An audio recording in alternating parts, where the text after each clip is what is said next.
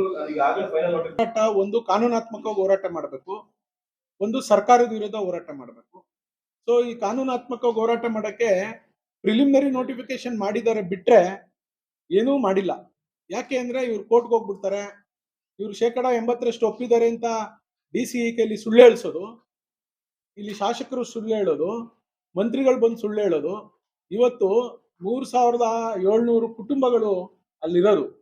3700ಕ್ಕೂ ಹೆಚ್ಚು ಕುಟುಂಬಗಳಲ್ಲಿ ಕೇವಲ 300-400 ಕುಟುಂಬಗಳು ಮಾತ್ರ ಇವತ್ತು ನಾವು ಒಪ್ಪಿದೀವಿ ಅಂತ ಹೇಳಿ, ಅದು ಬಲವಂತಗೆ ಅದೆಲ್ಲೋ ಪಾಪ ಹಿಂದೆಗಡೆ ಇರೋ ಜಮೀನುಗಳಿಗೆ, ಯಾರು ದಾರಿ ಇಲ್ಲದೆ ಇರೋ ಜಮೀನುಗಳಿಗೆ, ಆ ತರ ಜಮೀನುಗಳಿಗೆ ಇವರು ಒಪ್ಪಿಗೆಯನ್ನು ತೆಗೆದುಕೊಂಡು ಇನ್ನ ಒಪ್ಪಿಗೆನೇ ಸಿಗದೇನೆ ಅವರು ಫೈನಲ್ ನೋಟಿಫಿಕೇಶನ್ ಮಾಡ್ಲಿಕ್ಕೆ ಸಾಧ್ಯ ಇಲ್ಲ. ಅದಕ್ಕೆ ಅವರು ಕೂಡ ತಳ್ಳಾಕೊಂಡು ಒಂದು ಬುಕ್ಲೆಟ್ ಬಿಟ್ರು, ಒಂದು ರೇಟ್ ಇಷ್ಟು ನಿಗದಿ ಮಾಡ್ತೀವಿ ಅಂತ ಬಿಟ್ರು, ಎಲ್ರಿಗೂ ಕನ್ವಿನ್ಸ್ ಮಾಡಿ ಅಂತ ಬಿಟ್ರು, ನಮ್ಮಲ್ಲಿರ್ತಕ್ಕಂಥ ಗುಂಪನ್ನ ಹೊಡೆಯುವಂತ ಪ್ರಯತ್ನ ಕೂಡ ಬಿಟ್ರು. ಪೊಲೀಸ್ನವರ ದೌರ್ಜನ್ಯ ಒಂದ್ ಕಡೆ, ಎಲ್ರಿಗೂ ಎದುರಿಸೋದು, ನೀವು ಹೋರಾಟದಲ್ಲಿದ್ರೆ ನಿಮ್ ಪಾಸ್ಪೋರ್ಟ್ ರಿನ್ಯೂವಲ್ ಮಾಡಲ್ಲ, ನಿಮ್ ಜಮೀನ್ನ ಏನು ಗ್ರಾಂಟ್ ಆಗಿರೋ ಜಮೀನ ವಿತ್ಡ್ರಾ ಮಾಡ್ಬಿಡ್ತೀವಿ, ನಿನ್ಗೆ ಹೆಚ್ಚಿಗೆ ಜಮೀನ್ ಐತೆ, ನಿನ್ಗೆ ಯಾವ್ದೋ ಜಮೀನಲ್ಲಿ ಖಾತೆ ವ್ಯತ್ಯಾಸ ಐತೆ ಅಂತ ಈ ತರ ಎಲ್ಲ ಧಮಕಿಗಳನ್ನ ಕೊಡುವಂಥದ್ದು ಇವೆಲ್ಲವನ್ನು ಪ್ರಯತ್ನ ಮಾಡ್ತಾ ಇದ್ದಾರೆ. ಅದರಲ್ಲಿ ಅವರು ಸಫಲ ಆಗಕ್ಕೆ ಸಾಧ್ಯ ಆಗ್ತಾ ಇಲ್ಲ. ನಾಳೆ ಕುಮಾರಣ್ಣವ್ರಿಗೂ ಕೂಡ ಅದೇ ವಿಚಾರ ಮುಟ್ಟಿಸ್ತೀವಿ. ಇದು ಇವ್ರೇನೇ ಮಾಡ್ಲಿ, ಒಂದು ವೇಳೆ ಅವ್ರ ನೋಟಿಫಿಕೇಶನ್ ಫೈನಲ್ ನೋಟಿಫಿಕೇಶನ್ ಮಾಡಿದ್ರು ಕೂಡ ನಾವು ಕಾನೂನಾತ್ಮಕ ಹೋರಾಟ ಮಾಡಕ್ಕೆ ನೀವು ಸಿದ್ಧರಿದ್ದೇವೆ. ನಾವೆಲ್ಲ ವಕೀಲರುಗಳ ಹತ್ರ ಮಾತಾಡಿದ್ದೇವೆ. ಯಾರ್ಯಾರ ಕುಟುಂಬದವರು ಎಷ್ಟೆಷ್ಟು ಆಸ್ತಿಗಳ ವಿರುದ್ಧ ನಾವು ದಾವೆಗಳನ್ನ ಹೂಡಬೇಕು ಅಂತ ಹೇಳಿ ಈಗಾಗಲೇ ನಾವು ಪಟ್ಟಿಯನ್ನ ಮಾಡ್ಕೊಂಡಿದ್ದೇವೆ. ಅದನ್ನು ಕೂಡ ಮಾಡ್ತೇವೆ. ನಂತರ ಒಂದು ವೇಳೆ ಇವರು ಅದನ್ನು ಮೀರಿ ಮಾಡಿದ್ರೆ ಮುಂದೆ ನಮ್ಮ ಸರ್ಕಾರ ಬರುತ್ತೆ. NDA ಸರ್ಕಾರದಲ್ಲಿ ನಮ್ಮ ಸರ್ಕಾರ ಬಂದ ತಕ್ಷಣ ನಾವು ಇದನ್ನ ವಜಾಗೊಳಿಸುವಂತ ಕೆಲಸ ನಾವು ಪ್ರಯತ್ನ ನಾವು ಮಾಡ್ತೀವಿ.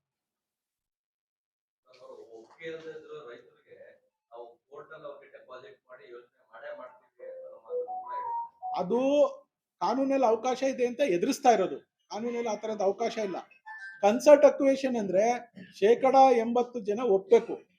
ಇವರು ನೇರ ಖರೀದಿನೂ ಮಾಡ್ತಾ ಇಲ್ಲ, ಕನ್ಸರ್ಟ್ ಅಕ್ವೇಷನ್ ಮಾಡ್ತಾ ಇಲ್ಲ, ಅಥವಾ ಆ UD ಆಕ್ಟ್ ಅಲ್ಲಿ ಫಸ್ಟ್ ಪ್ರಿಲಿಮಿನರಿ ನೋಟಿಫಿಕೇಶನ್ ಮಾಡಲ್ಲ ಅದರಲ್ಲೂ ಹೋಗ್ತಾ ಇಲ್ಲ. ಇವರು ಟೋಟಲಿ ಕನ್ಫ್ಯೂಷನ್ ಅಲ್ಲಿ ಇದ್ದಾರೆ.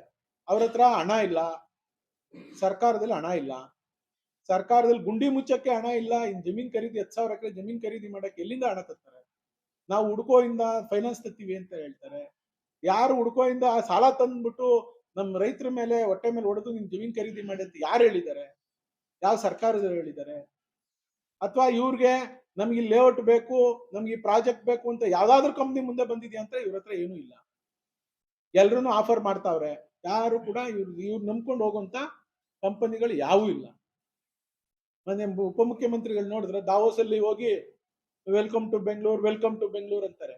ಇಲ್ಲಿ ಬೆಂಗಳೂರಲ್ಲಿ ಬಂದ್ರೆ ಏರ್ಪೋರ್ಟ್ ಇಂದ ಈಚೆಗೆ ಬಂದ ತಕ್ಷಣ ಗುಂಡಿ.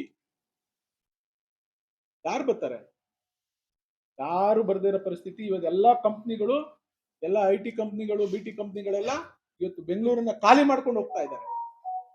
ಅಂಥದ್ದು ಬಂದು ಇಲ್ಲಿ ಇವ್ರು ರಿಯಲ್ ಎಸ್ಟೇಟ್ ಮಾಡಕ್ಕೆ ಇವ್ರ ವೈಯಕ್ತಿಕ ಲಾಭಕ್ಕೋಸ್ಕರ ಈ ತರದ ಕೆಲಸವನ್ನ ಮಾಡ್ಲಿಕ್ಕೆ ಹೊರಟಿದ್ದಾರೆ.